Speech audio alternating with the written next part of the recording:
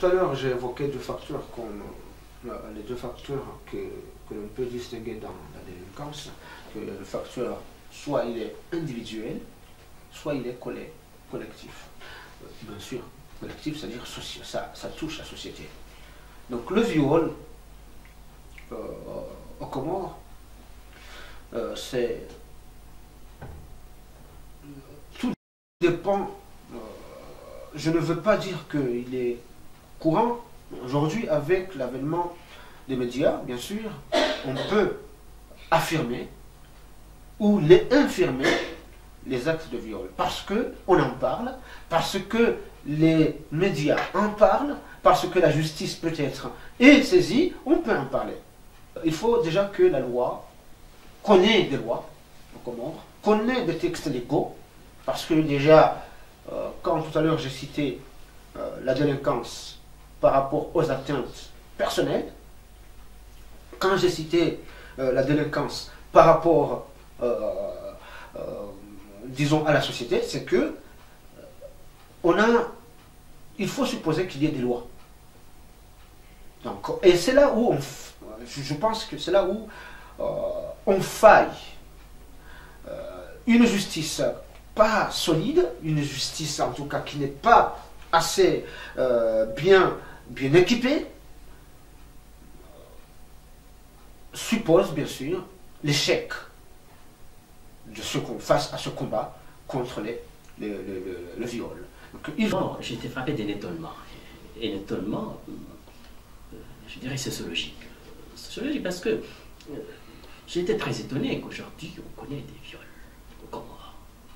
Au Comores, c'est l'un des pays où on ne devrait pas connaître ce phénomène. Mais qu'est-ce que ça veut dire un viol? Un viol, en général, ceux qui commettent des viols, selon l'explication ordinaire, ce sont des gens exclus du marché matrimonial, par exemple, du marché sexuel, d'expression affective.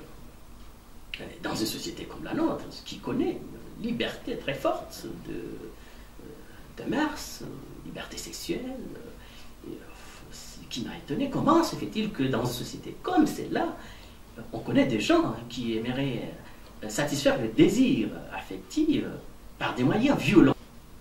Alors, moi, je trouvais peut-être des réponses, en tout cas, c'est de voir dans cette expression violente, sur les enfants par exemple, sur les femmes âgées, une expression de malaise, une expression de malaise social. C'est-à-dire que les gens qui commettent des viols, ce ne sont pas des gens qui sont en mal sexuel, ce sont des gens qui aimeraient, qui expriment en tout cas un malaise social, qui cherchent un pouvoir autre que le pouvoir inconnu. Ce sont des gens qui essayaient, dans cette forme de violence sexuelle, d'avoir une domination perverse soit-elle, mais en tout cas une domination parce qu'ils n'arrivent pas, la société elle-même n'arrive pas à leur offrir d'autres formes de reconnaissance, d'autres formes de pouvoir, et ils en cherchent dans d'autres moyens qui est complètement illégitime, parce que c'est contraire même à leur respiration personnelle, nous n'en parlons pas aux aspirations du peuple comorien. Personne n'est surpris. Personne n'est surpris. En tout cas, moi, je ne suis pas surpris. À un moment, il y a 4 ou 5 ans, j'ai voulu faire une étude sur un sujet assez délicat. Je ne l'ai pas fait. Mais j'ai voulu faire une étude sur la révolution sexuelle aux Comores. Et je pensais à ce cas-là, que les Comoriens ont changé, la mentalité comorienne a changé, la culture comorienne a changé. Or, malheureusement, il ne s'est trouvé personne pour tirer la sonnette d'alarme. En premier lieu, il va falloir que les gens se disent une fois pour toutes, parce que ces actes-là sont aux Comores, ils existent depuis fort longtemps, mais il est temps aussi que les Comoriens sachent dire non. Que la personne qui a subi cette maltraitance sache dire son mot ou aller jusqu'à porter plainte et dire non, il faut que ces gens-là soient jugés. On en a marre de se taire, parce que plus on s'était, plus ces phénomènes prennent une grande ampleur. Et il est temps que cela cesse et que les autorités compétentes prennent leurs responsabilités. Je crois que ça, c'est la meilleure de toutes les solutions, c'est ça. Il va falloir que les gens apprennent à parler, apprennent à se confier. Mais pour apprendre à se confier aussi, il va falloir aussi qu'on s'organise, qu'il y ait des centres d'écoute qui vont écouter les gens pareil et qui vont essayer de les orienter. Je dirais que ce qui se passe en ce moment aux Comores est tellement grave que si il ne s'organise pas des assises sur la criminalité, et cela est au-delà de la compétence des politiciens. Je ne dis pas que les politiciens ne sont pas capables de réfléchir.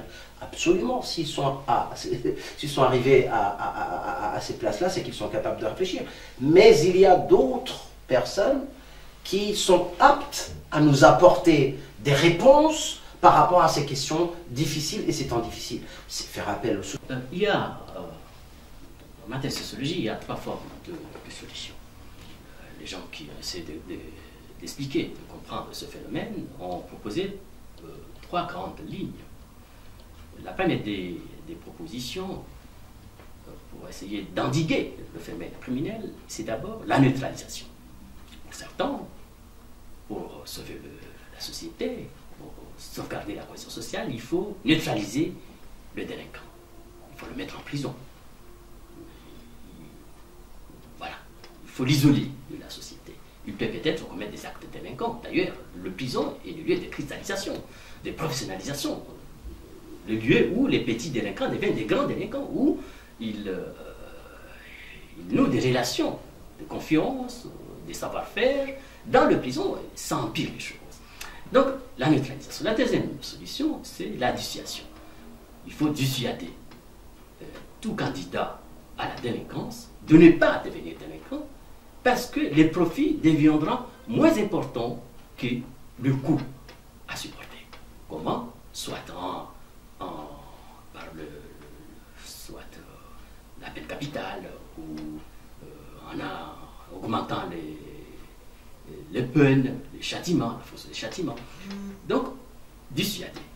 La troisième réponse au phénomène criminel, c'est la réhabilitation.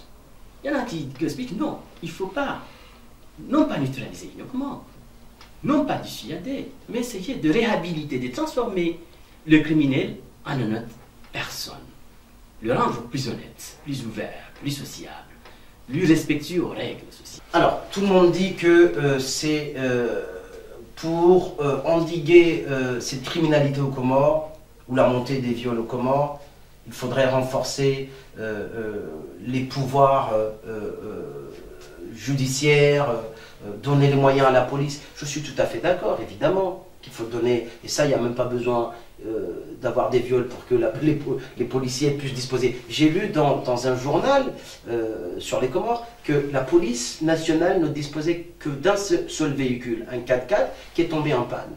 Et que pour effectuer leur travail, ils sont obligés de prendre des taxis. Alors, ça, c'est complètement ahurissant.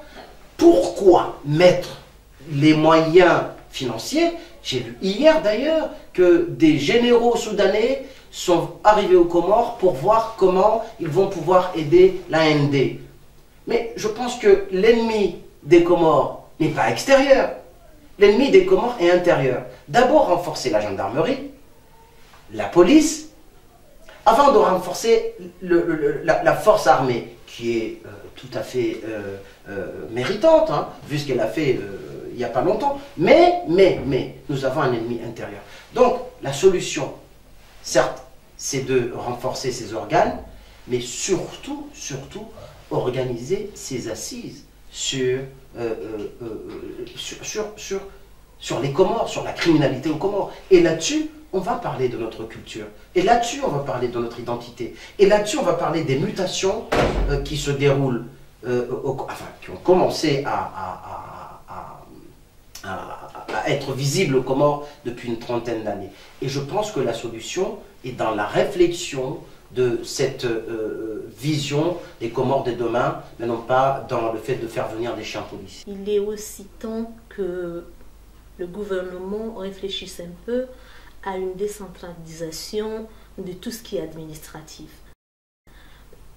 Et faire en sorte que tout Comorien qui vit dans le sol comorien ou sur le sol comorien connaisse son empreinte digitale pour qu'on sache qui aurait commis...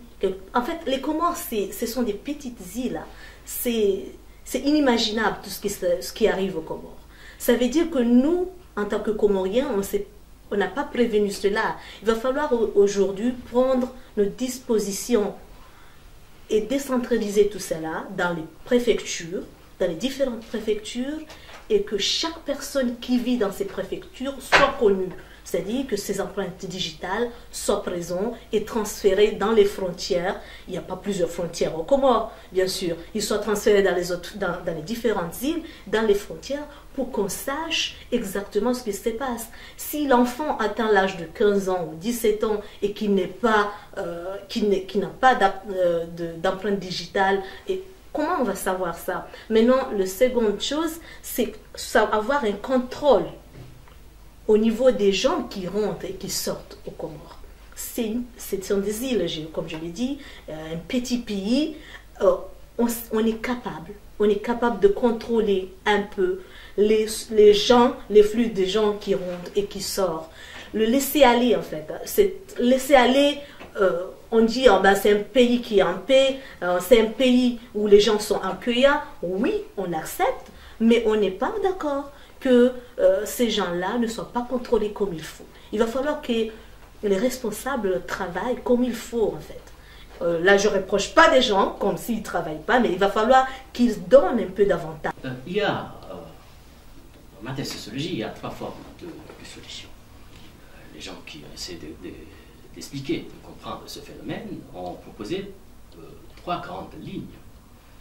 La première des propositions pour essayer d'endiguer le phénomène criminel, c'est d'abord la neutralisation.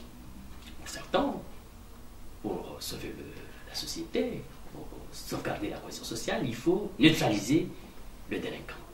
Il faut le mettre en prison. Voilà. Il faut l'isoler de la société. Il peut peut-être commettre des actes délinquants. D'ailleurs, le prison est le lieu de cristallisation, de professionnalisation. Le lieu où les petits délinquants deviennent des grands délinquants, où ils nouent des relations de confiance, des savoir-faire. Dans le prison, ça empire les choses. Donc, la neutralisation. La deuxième solution, c'est la dissuasion. Il faut dissuader tout candidat à la délinquance de ne pas devenir délinquant parce que les profits deviendront moins importants que le coût à supporter. Comment? Soit par la peine capitale ou en augmentant les peines, les châtiments, la force des châtiments. Donc, dissuader. La troisième réponse au phénomène criminel, c'est la réhabilitation. Il y en a qui expliquent non, il ne faut pas, non pas neutraliser uniquement, non pas dissuader, mais essayer de réhabiliter, de transformer le criminel en une autre personne, le rendre plus honnête, plus ouvert, plus sociable, plus respectueux aux règles sociales. Disons, des natures, 4 natures, ou 2 grandes en tout cas, 2 grandes natures de crimes ou de délinquance que j'ai citées, il faut déjà supposer que l'État comorien soit capable aujourd'hui d'équiper au moins nos hôpitaux, d'avoir, il faut supposer qu'on ait aussi des moyens d'avoir, disons, un hôpital, pourquoi pas, où les fous ou les jugés, en tout cas les gens jugés fous, malades mentaux, qu'on soit capable de les soigner. Donc, mais c'est la justice, bien sûr, d'élucider, c'est à la justice de déterminer que, voilà, cette personne a commis un acte de délinquant, est-ce qu'il était conscient ou pas de le faire, et à ce moment-là, il faudra se poser des moyens qui vont me permettre de prendre en charge cette personne-là. Ça, c'est un. Deux, maintenant, dans le cas où c'est quelqu'un qui était tout conscient, la personne à qui on a droit de juger, il était bien conscient, et bien dans ce cas-là, ça revient à la justice aussi de déterminer s'il était conscient à ce moment-là. Cela suppose qu'on a une gendarmerie ou une police forte, qui puisse avoir des moyens de mener leurs enquêtes, parce que c'est très intéressant, d'avoir une population accueillante, d'ailleurs, qui puisse, des témoins aussi, mais cela suppose des moyens de la police, des moyens de la justice, de la gendarmerie. Je prends un exemple. On ne peut pas condamner un juge. Un juge ne peut pas condamner, disons, un criminel et le trouver, disons, sur le trottoir le lendemain. Un juge dépourvu d'une voiture, et un juge qui n'a pas les moyens de se déplacer, par exemple, au moment où il pleut, cette même personne-là qui a été jugée s'arrête parce qu'il est équipé, il a une voiture, et il, disons, propose au juge de le ramener, disons, de le déposer là où il devrait y aller, parce que tout simplement le juge n'est pas équipé par rapport à celui qui l'a jugé. C'est qu'il faut avoir une justice solide, une justice bien équipée, indépendante. Je pense qu'on ne peut que recommander cela. Quand tout à l'heure j'évoquais la question de la population, une population accueillante, non, la population ne peut pas, en tout cas, être coopérative si l'État en soi, en tout cas, ne l'est pas. Aussi qu'il est aussi de notre intérêt à tous de faire aussi un contrôle, mais aussi le contrôle doit être vraiment strict, parce que la fille ou la jeune fille de 15 ans ou 16 ans qui circule dans les rues entre 23 heures jusqu'à 1 heure du mat ou 5 heures du mat, c'est pas en fait, c'est pas une mineure. En fait, c'est comme si c'était un adulte qui circule et personne ne dit, personne ne bouge. C'est ni les parents qui bougent, ni les autorités qui bougent, ni la communauté qui bouge. Pourtant, moi j'aurais proposé que nous soyons tous responsables, que nous soyons tous des policiers. Il faut écouter la carrière des délinquants. La meilleure des solutions, c'est d'écouter la carrière des délinquants. Ça commence par la famille. Qu'un enfant vole le repas, il faut d'abord la réprobation, le rappel à l'ordre, ou bien trouver des solutions, soit en essayant de promouvoir l'autorité traditionnelle, en essayant de donner beaucoup de moyens à la justice pour qu'il y ait une indépendance de la justice, en réhabilitant les écoles, en même temps en contrôlant aussi qui les associations pédagogiques contrôlent aussi les professeurs qui, eux, commettent beaucoup des actes de délinquance que les élèves ou que les délinquants exclus de la société, mais d'autres solutions également en réhabilitant, à mon avis, le rôle de la mosquée. La foi est une des barrières de protection contre le débordement de la violence, contre l'expression violente des passions. Et donc c'est une considération à mettre à l'ordre du jour. Il faut supposer qu'il y ait des lois. Donc, et c'est là où je pense que c'est là où on faille. Une justice pas solide, une justice en tout cas qui n'est pas assez bien équipée, suppose bien sûr l'échec de ce qu'on fasse à ce combat contre le viol. Donc il faut tout de même faut supposer que au Comores aujourd'hui, on a une justice équipée, bien indépendante, par rapport aux forces ou bien à la force politique, qu'on puisse bien sûr démanteler des réseaux ou bien ces actes de viol.